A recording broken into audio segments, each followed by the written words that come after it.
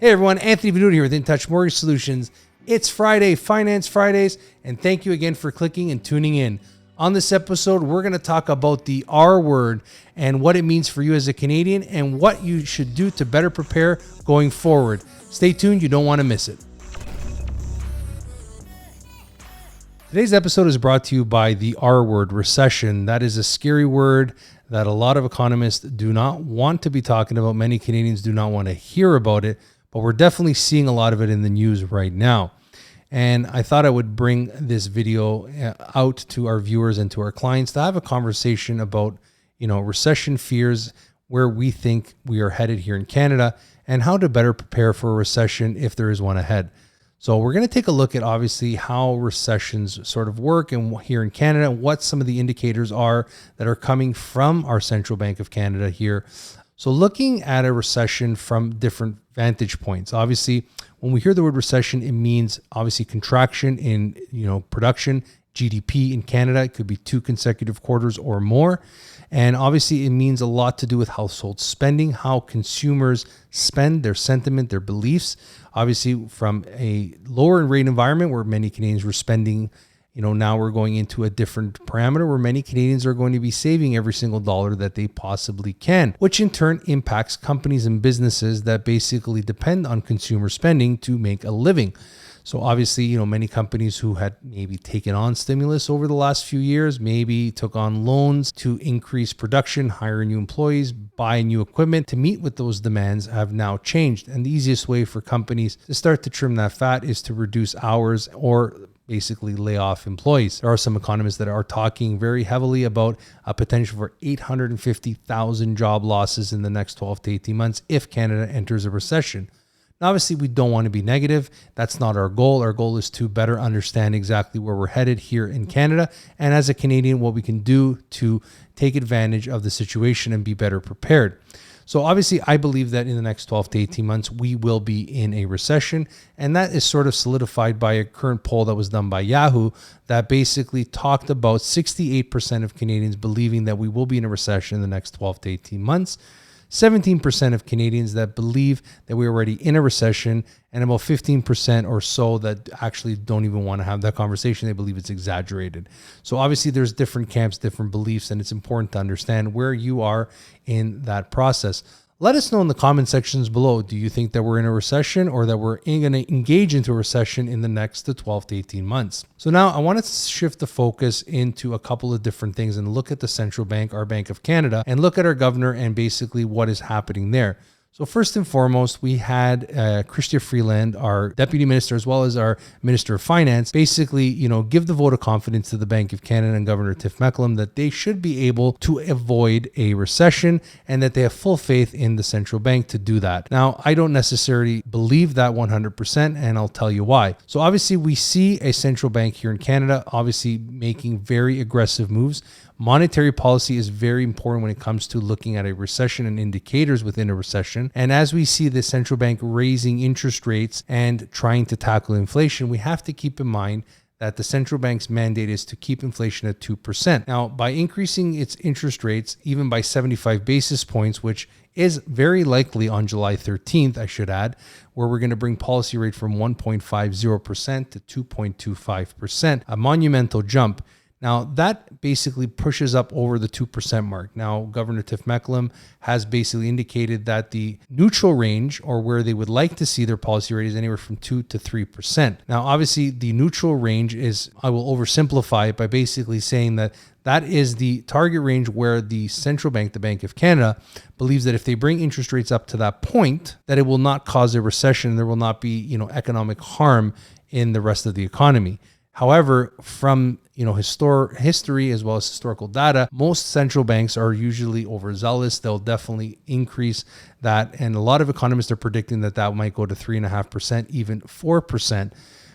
Before they have to reverse course. And obviously that's being priced into different markets like the bond market as well as the stock market. But more importantly, how the Bank of Canada arrives at those decisions and, how they come to those rate increases. Now, obviously the U.S. Federal Reserve just a few weeks ago increased their policy rate by 0.75%, which basically leaves it open on the table for the Bank of Canada to follow suit. But one important thing that I always find with these, data points is that they're always backwards looking, and that's important to understand because they're looking at what happened in the past. 7.7%, highest it's been in 4 decades since 1983.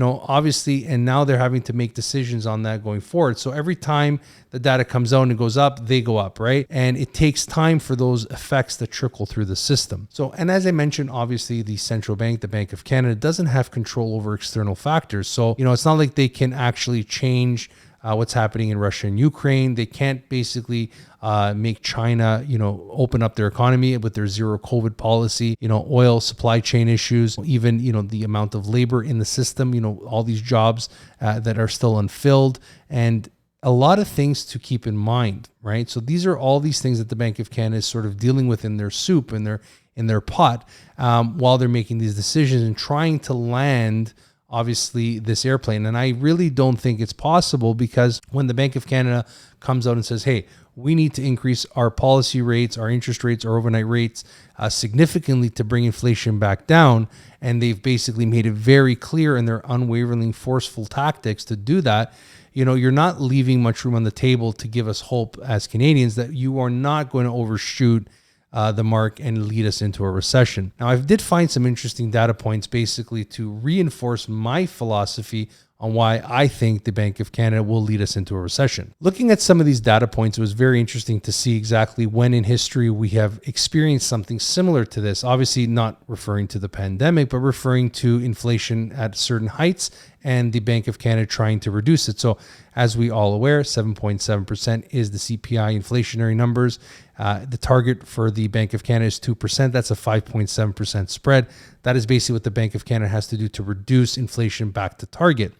And in modern Canadian history, going back to 1961, there have already been 3 periods in which the CPI has fallen by at least 5.7 percentage points. And those years were 1974, 1976, 1981 to 1983, and 1991 to 1992. And obviously these were based on inflation and trying to bring inflation back down, not other factors. There's different recessions, different components on why interest rates are being hiked and trying to bring it down. But obviously we're talking about inflation here. So even in every single instance where the consumer pricing index, the reduction of that magnitude in the past 60 years, it was always accompanied by, and keyword, always accompanied by a recession. So that's sort of historical data for Canada. So basically saying, okay, in every instance where we've seen this, what has happened subsequent to that? And that has always been a recession. So I take that at face value and sort of say that's where we're headed. Now, obviously there's conversations with the Bank of Canada and their tools and saying, hey, maybe we should increase the policy rate for, inflation from 2 to 4%. But obviously that has other impacts and other effects across the board. And that's something that maybe we'll do another episode or another video on. And if you enjoy that type of content or you like what we're doing, make sure you hit the like, share, and subscribe button below. And don't forget to leave those comments. So now, we've talked about the Bank of Canada. I'm talking about housing, and I'm looking at sort of where things are happening. We're talking about leverage. We're talking about housing. We're talking about the Bank of Canada leading us down this path to recession. And by increasing interest rates, obviously, they've made things more expensive for Canadians to borrow. So in the past, Canadians have used their homes as an ATM machine. They were able to refinance or sell themselves out of trouble. But now, as we start to see house prices decline by 41% in June, we're seeing, price declines in homes about 19% peak to trough. They're from TD had basically published their findings and saying, look, this is what we're seeing right now for Q2. A lot of information is coming at us at a very quick pace. So I'm looking at home price decline.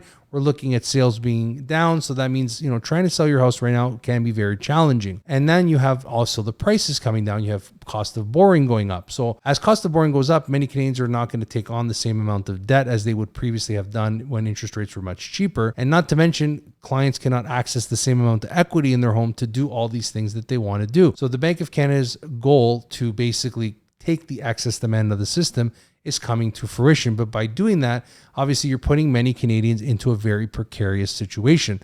And that's sort of where the, OSFI, which is the Office of the Superintendent of Financial Institutions, comes in. And I said, not to go off on a tangent, but you're looking at it going, okay, so the central bank is making these decisions. Then you have OSFI shooting off a reminder saying, hey, remember the B20 rules? All the banks need to follow this, and they need to make sure that they're adhering to these policies and procedures when it comes to home equity lines of credit, reverse mortgages, and equity share programs with the government. Hey, you remember these rules? That body was formed, by the way, in 2012, and they're responsible. The B20 rule regulations were responsible for the stress test rule that initiated basically, around 2017, 2018. So obviously, we see all these things in combination. The outlook looks a little bit grim. And obviously there are certain factors that can push us, where we don't necessarily see recession. That's the Bank of Canada, basically making sure that they keep their policy rates within that 2 to 3% range. But as I mentioned earlier, that is probably going to be unlikely when you hear and see what is happening with the Bank of Canada. Now, with that all being said, if you believe that we are going to enter into a recession in the next 12 to 18 months, how can you better prepare for it? Now, preparing for a recession can be a little bit challenging. Obviously, everyone's going to have their different viewpoints and their differences when it looks to financing and keeping in cash or staying invested. Obviously, it's very important to understand what your finances look like and having that discussion with your financial advisor. But tip number one would sort of be, make sure you have an updated resume. Obviously, because a recession involves loss of employment or change of employment, you may want to consider having that up to date and ready to go, so that in the event that you lose your job, you're already ready to go, and only having to make some minor tweaks to that resume to make sure that you can get out there into that labor market. Number two, reduce, obviously, or eliminate expenses. We've talked about this in the past on other episodes, other videos. Looking at your finances, making sure that all your subscription services you're either utilizing or where you can trim the fat on them, making sure that you stop eating out as much as you were. Avoid, maybe going out for dinner as often, maybe avoid the, expensive coffees and stuff like that to reduce those expenses. Some things we've advised clients too is if you're in a very expensive lease or finance payment, you may want to consider unloading that car and getting into something a little bit more cheaper that doesn't cost you anything per month, and redirect those funds to savings. Pay down debts, especially the higher rate debts.